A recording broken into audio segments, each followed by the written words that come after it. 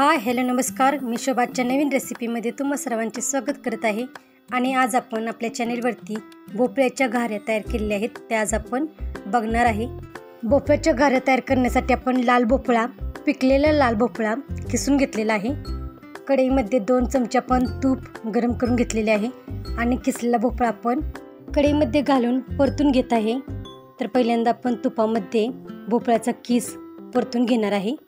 जास्त नाही, 2-3 मिनिटे भोपळ्याचा किस तुपामध्ये परतून घेतलेला आहे। यामध्ये 1 वाटी गूळ मी चिरून घेतलेला आहे, तो यामध्ये घालून परतून घेत आहे। गुळामध्ये आपण भोपळ्याचा किस शिजवून घेणार आहे, त्यामुळे गूळ जास्त बारीक केलेला नाहीये। चवीसाठी आपण यामध्ये थोडंसं मीठ टाकत आहे आणि भोपळ्याचा किस तुपामध्ये परतून घेत आहे। भोपळा सतत असे परतून गुळामध्ये शिजवून घेणार आहे।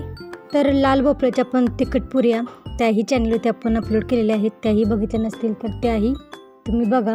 आणि आज आपण भोपळ्याच्या गोड घाऱ्या तयार करत आहे। सतत असे परतून गूळ आपल्याला विरघळून घ्यायचा आहे।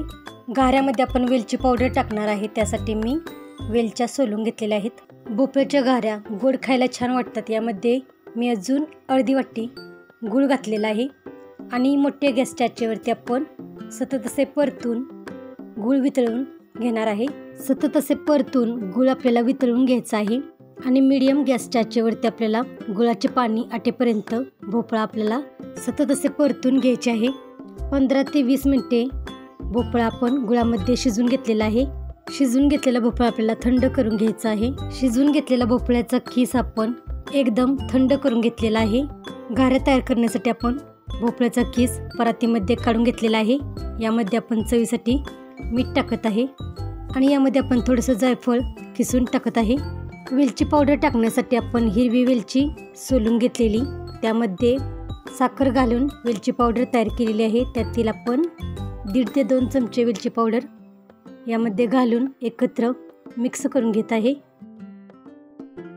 1 वाटी तांदळाचे पीठ आपण यामध्ये घालून एकत्र मिक्स करून घेत आहे।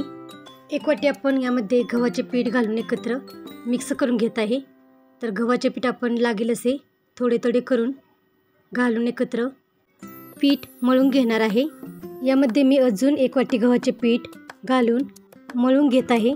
तर आपण पाण्याचा अजिबात वापर केलेला नाही, पाणी न घालता आपण भोपळ्याच्या किसामध्ये जेवढे पीठ मावेल तेवढे पीठ घालून आपण पीठ मळून घेत आहे। तर या ठिकाणी मी 2.5 वाटी गव्हाचे पीठ वापरलेले आहे आणि पिठाचा घट्टसर गोळा मळून घेतलेला आहे। तर अशा पद्धतीने आपल्याला घाऱ्या तयार करण्यासाठी घट्टसर पीठ मळून घ्यायचे आहे। मळून घेतलेले पीठ आपण लगेच घाऱ्या तयार करण्यासाठी घेणार आहे। मळून घेतलेल्या पिठाचे मोठे मोठेच आपण गोळे तयार करून घेणार आहे। जेवढे पिठाचे गोळे तयार होतील तेवढे गोळे आपण पिठाचे मोठे मोठेच गोळे तयार करून घेणार आहे। किचन कट्ट्यावरतीच मी घाऱ्या लाटून पाडून घेणार आहे, त्यासाठी किचन कट्टा पुसून घेतलेला आहे आणि एक गोळा घेऊन मी त्याला गव्हाचे पीठ लावून मोठी पोळी लाटून घेत आहे। तर जास्त पातळही नाही आणि जास्त जाडही नाही, अशा पद्धतीने आपण लाटून घेणार आहे। तर अशा पद्धतीने घाऱ्या लवकर तयार होतात। जर तुम्हाला एक घारी करायला आवडत असेल तर तुम्ही त्याही पद्धतीने छोटासा गोळा घेऊन एक घारी तयार करू शकता। पण मी दरवेळेला अशी मोठी लातिंबी लाटून एका वाटीच्या आकाराने एकसारख्या घाऱ्या पाडून घेते। तर अशा पद्धतीने घाऱ्या लवकर तयार होतात। घाऱ्या तळण्यासाठी आपण कढईमध्ये तेल गरम करून घेतलेले आहे आणि गरम केलेल्या तेलामध्ये आपण तळण्यासाठी घाऱ्या एक करून सोडत आहे। झाऱ्याने आपण थोडे थोडेसे तेल आपण घारीवरती हलक्या हाताने सोडत राहणार आहे आणि घारी फुगल्यानंतर पलटी करून आपण दुसऱ्या बाजूनेही तळून घेणार आहे। तर अशा पद्धतीने आपण दोन्ही बाजूंनी घाऱ्या तळून घेणार आहे आणि असा छानपैकी कलर आल्यानंतर आपण घाऱ्या काढून घेणार आहे। तर अशा पद्धतीने आपण सर्व घाऱ्या लाटून तळून घेणार आहे। जर तुम्हाला एक करून घारी जरा मोठी करून लाटून तळून घ्यायची असेल तर तशाही पद्धतीने तुम्ही एक करून घाऱ्या तयार करू शकता। पण अशा पद्धतीने लवकर घाऱ्या तयार होतात, त्यासाठी मी अशा सोप्या पद्धतीने घाऱ्या तयार करत असते।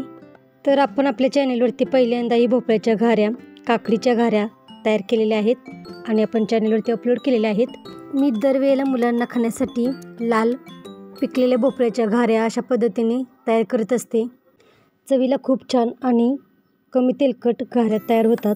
तर तुम्ही कधी अशा पद्धतीने भोपळ्याच्या घाऱ्या तयार केलेल्या आहेत का? किंवा अनेक तुम्ही कशाच्या घाऱ्या तयार करतात ते मला कमेंटमध्ये नक्की सांगा. या पद्धतीने भोपळ्याच्या घाऱ्या तयार करा, खूप छान तयार होतात. या घाऱ्या आपण अशाच कोरड्या किंवा चहासोबत किंवा अशाच कोरड्या खायला छान लागतात. प्रवासात सुद्धा या घाऱ्या 7-8 दिवस खराब होत नाहीत. तर अशा पद्धतीने टेस्टी भोपळ्याच्या घाऱ्या तयार करा आणि आजची रेसिपी कशी वाटली ती कमेंटमध्ये नक्की सांगा. चॅनेलला अजून सबस्क्राईब केलं नसेल तर चॅनेलला सबस्क्राईब करा आणि वेळात वेळ काढून रेसिपी पूर्ण बघितल्याबद्दल धन्यवाद.